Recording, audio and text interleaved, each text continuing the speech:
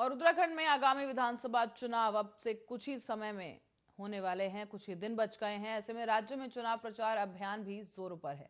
अब चुनाव प्रचार में प्रधानमंत्री नरेंद्र मोदी और यूपी के सीएम योगी आदित्यनाथ भी उतरेंगे और उत्तराखंड में उनकी फिजिकल जनसभाएं आयोजित की जाएंगी। आगामी 10, 12 और 11 फरवरी को पीएम मोदी की जनसभाएं होंगी। इस दौरान प्रधानमंत्री श्रीनगर, अल्मोड़ा और रुद्रपुर में रहेंगे दौरे पर, जहां पर वो जनसभाएं करेंगे। यूपी के सीएम योगी आदित्यनाथ भी उत्तराखंड के लिए दौरा तय करेंगे। और अब साथ ही आपको बताते चलें कि योगी आदित्यनाथ 10 फरवरी को कोटद्वार, खटीमा और रुड़की आएंगे।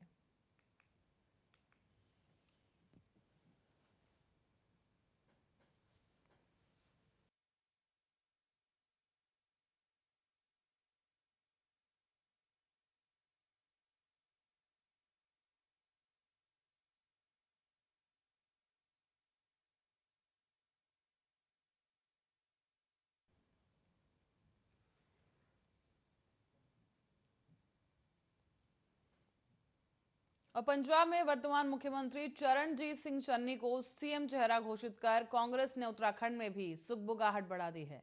इस मामले में खुलकर तो नहीं कोई कुछ कह रहा, लेकिन अंदर खाने कार्यकर्ताओं में इस बात को लेकर चर्चा जरूर है कि पंजाब में सीएम का चेहरा घोषित किया जा सकता है, तो फिर उत्तराखंड में क्यों नहीं।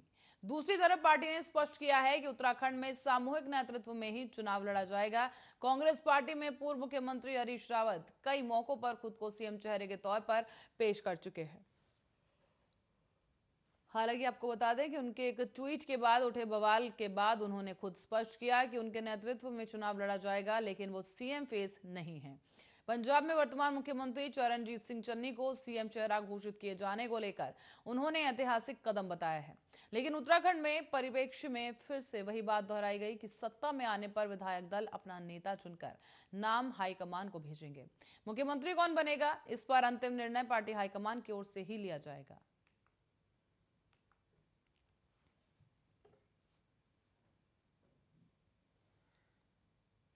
और प्रदेश में कोरोना संक्रमण में गिरावट आने के बाद अब शासन ने भी राजनीतिक दलों को राहत दी है।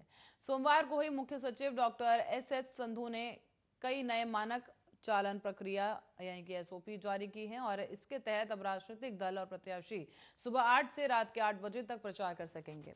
तो वहीं हॉल के भीतर सभा करने पर 50% व्यक्तियों और खुले में सभा करने पर मैदान की क्षमता के 30% व्यक्तियों के जमा होने की इजाजत दे दी गई है। एसओपी में कहा गया है कि निर्वाचन आयोग की ओर से समय समय पर जारी किए गए दिशा निर्देशों में प्रतिबंधित गतिविधियों के संचालन की अनुमति नहीं होगी। खुले मैदान में प्रत्याशियों के लिए 1000 लोगों की बाध्यता नहीं है। मैदान की क्षमता का 30% या फिर उस जिले के डीएम की ओर से निर्धारित संख्या में नेता जनसभाएं कर सकते हैं। इसी प्रकार से इंडोर हॉल में भी अब 500 लोगों का नियम नहीं होगा। इसके बजाय हॉल की क्षमता के 50% लोगों के साथ साथ सभा की जा सकेगी।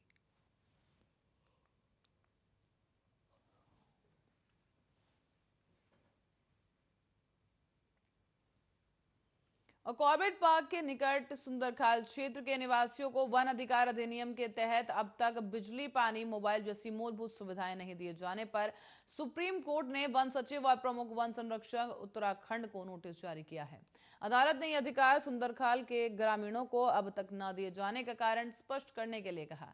मामले की सुनवाई जस्टिस हेमंत गुप्ता और आर सुब्रमण्यम की पीठ में हुई है। इस मामले की अगली सुनवाई 4 सप्ताह बाद होगी। वत्सल फाउंडेशन की सचिव श्वेता मासीवाल, सदस्य मनीषा आर्या समेत की याचिका पर सुनवाई करते हुए सुप्रीम कोर्ट ने उत्तराखंड सरकार को सुंदरखाल के ग्रामीणों को जमीन के बदले जमीन देकर उनके पुनर्वास का प्रस्ताव 4 सप्ताह में कोर्ट के सामने प्रस्तुत करने के लिए कहा है। बता दें कि ग्रामीणों को प्रति परिवार मात्र 10 लाख रुपए दिए जाने के राज्य सरकार के प्रस्ताव को याचिकाकर्ता वत्सल फाउंडेशन ने चुनौती दी थी।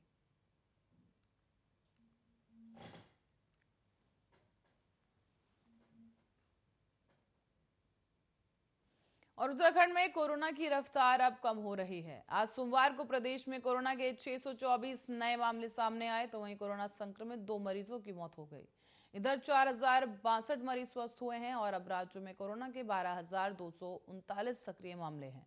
उत्तराखंड में कोरोना के सक्रिय मामलों की बात अगर की जाए तो करीब 12,239 लोग सक्रिय हैं और इसमें देहरादून में सबसे अधिक 6,152 सक्रिय मामले सामने आए। इसके अलावा पौड़ी में 1,934, रुद्रप्रयाग में 591, चमोली में 520, नैनीताल में 317, हरिद्वार में 607 और उधम सिंह नगर में 329 सक्रिय केसेस हैं। स्वास्थ्य विभाग के अनुसार देहरादून में सबसे अधिक 193 लोग संक्रमित हुए हैं और इसके अलावा हरिद्वार में 63, नैनीताल में 49, अल्मोड़ा में 78, उधम सिंह नगर में 92, पौड़ी में 55, टिहरी में 8, उत्तरकाशी में 19, पिथौरागढ़ में 10, रुद्रप्रयाग में 37, चंपावत में 4, चमोली में 8, बागेश्वर में 8 लोग संक्रमित मिले हैं। इधर विभिन्न जिलों से 24,203 सैंपल्स कोरोना जांच के लिए भी भेजे जा चुके हैं।